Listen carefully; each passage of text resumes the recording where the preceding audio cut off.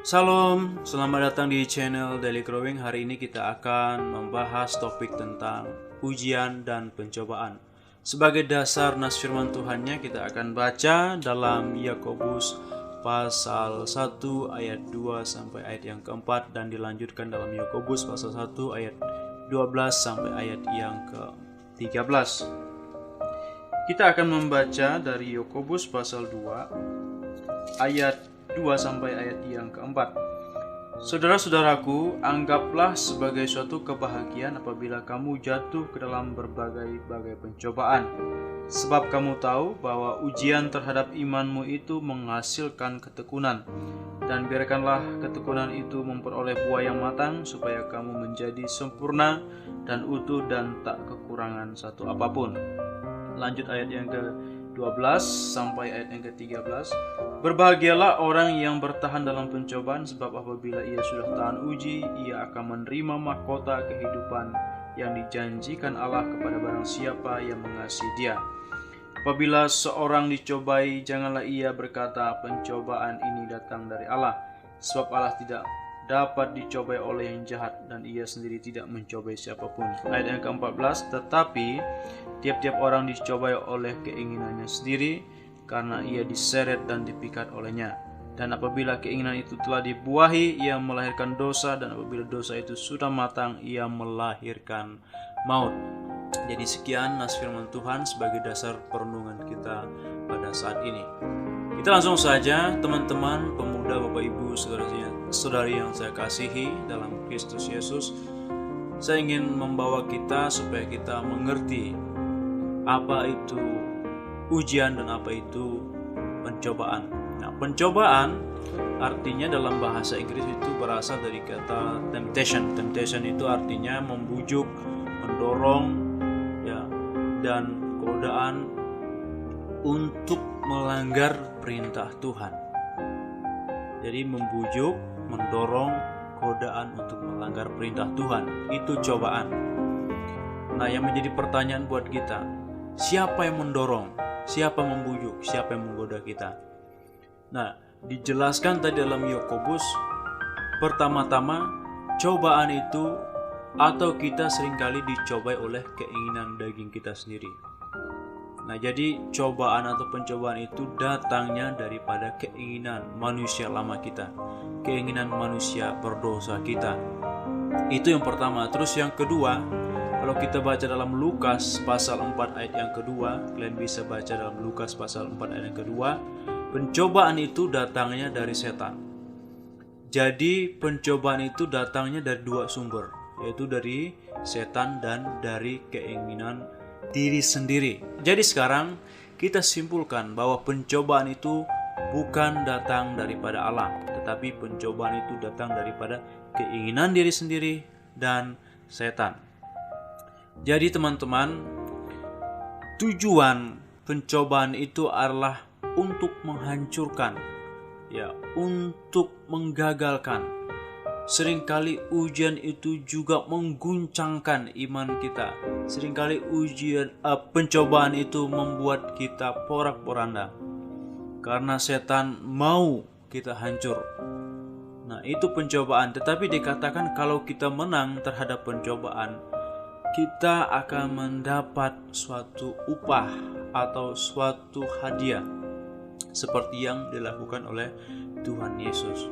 Jadi baik itu pencobaan, baik itu ujian, ketika kita bisa menang atasnya, kita akan mendapat imbalan. Nah, yang kedua, kita langsung saja, apa itu ujian? Ujian dalam bahasa Inggrisnya adalah test atau testing. Nah, testing itu artinya adalah melatih, ya, melatih, menguji, ya, menguji. Apa yang diuji? Yaitu iman kita. Nah, kalau kita pernah merasakan atau kita pernah duduk di bangku pendidikan, kita tahu apa tujuan dari tes, apa tujuan dari exam, supaya kita naik level. Jadi pengujian itu adalah tujuannya adalah supaya kita naik level, naik kualitas kita. Dan memang ujian itu atas izin Tuhan. Tapi tujuannya adalah untuk membuat kita menjadi naik secara kualitas dalam iman. Nah, orang yang sudah melewati atau tahan uji, dia akan menjadi orang yang lebih naik lagi dan lagi kualitas imannya. Dan ujian itu bukan untuk menjatuhkan atau menghancurkan kita, tetapi membentuk kita menjadi orang yang lebih kuat, lebih hebat dalam iman. Ya. Jadi perbedaannya, kalau tadi pencobaan tujuannya atau maksud pencobaan itu yang dilakukan oleh setan, yang dibuat oleh keinginan daging kita adalah untuk menghancurkan diri kita, tetapi ujian sebaliknya untuk membuat kita menjadi orang yang naik secara kualitas. Contohnya siapa dalam Alkitab? Ada, yaitu Abraham. Nah, kita tahu semua cerita tentang Abraham. Ketika dia dipanggil Tuhan, dia dengan taat untuk pergi dari negerinya ke suatu negeri yang belum dia tahu sama sekali. Nah, setelah dia taat dalam perjalanan hidupnya, dia diberikan ujian lagi, tidak memiliki anak.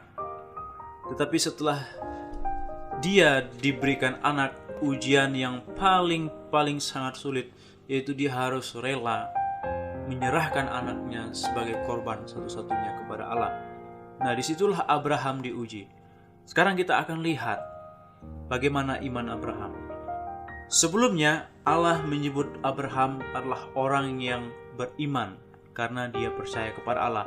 Tetapi setelah dia diuji oleh Allah dan dia tidak segan-segan dengan segala ketaatan, dengan hati yang mengasihi Tuhan, dia mampu dan dia berani untuk menyerahkan anaknya.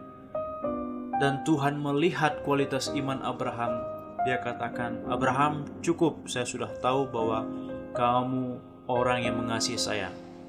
Sekarang saya akan menyebut kamu Bapa segala orang beriman." Nah, kita lihat tadi, Abraham tadinya disebut orang beriman, tetapi sekarang setelah dia melewati ujian, dia disebut sebagai Bapa orang beriman.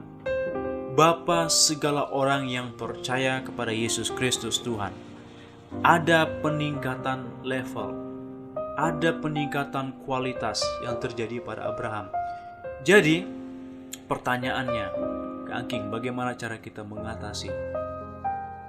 mengatasi pencobaan dan mengatasi ujian? Ya, saya tidak akan memberikan secara prinsip atau secara teknis, karena sebenarnya kita tidak siap, kita tidak mempunyai persiapan untuk bisa mengatasi, karena pencobaan dan ujian itu sifatnya datangnya itu secara tidak kita duga, secara tidak kita sangka-sangka, tiba-tiba saja. Namun sebagai orang Kristen atau sebagai orang percaya, Tuhan katakan, dan Yesus juga pernah mengatakan bahwa kalau ada penderitaan dan penganiayaan, ya, Tuhan katakan bahwa jangan terkejut, ya, jangan tawar hati. Jadi saya memberi saran kepada kita, kalau kita menghadapi godaan atau kita menghadapi ujian, pertama-tama miliki iman. Jangan pernah kita meninggalkan iman kepada Kristus. Yang kedua, kita harus tetap bertahan, karena kita tahu bahwa ujian terhadap iman kita akan menghasilkan kualitas dan menjadikan kita orang yang naik level. Jadi cara mengatasinya adalah tadi, kalau godaan, ya tentu saja kita harus beriman kepada Kristus Yesus, karena kalau kita dengan kekuatan kita secara pribadi, kita tidak akan mungkin bisa. Tetapi kalau kita mengandalkan Tuhan saat dalam godaan, maka kita akan bisa dan akan mampu bersama-sama dengan Tuhan melewatinya, sebab Yesus sudah melewati masa-masa godaan atau pencobaan itu. Yang kedua, kita harus tetap bertahan kalau kita mengalami ujian. Jadi saya simpulkan, topik kita hari ini tentang pencobaan dan ujian. Ujian adalah untuk menaikkan level atau kualitas iman kita, bukan untuk menghancurkan, tetapi supaya kita menjadi orang yang lebih hebat lagi dipakai oleh Tuhan. Kemudian pencobaan jelas bahwa mendorong kita untuk melakukan yang jahat atau melanggar perintah Tuhan, dan datangnya daripada setan dan keinginan pribadi. Sekarang menjadi pertanyaan buat kita, sudahkah kita paham apa itu ujian, apa itu pencobaan? Nah, saya mengajak kita semua, teman-teman pemuda, orang-orang muda, Bapak Ibu semuanya, mari kita tetap kuat, berdiri teguh, jangan goyah, giat selalu dalam pekerjaan Tuhan, karena kita percaya bahwa jerih lelah kita tidak akan sia-sia. Amin. Sekian pembahasan kita hari ini, kiranya akan menambah wawasan pengertian kita, membedakan apa itu ujian dan apa itu pencobaan. Shalom, Tuhan Yesus memberkati kita. Amin.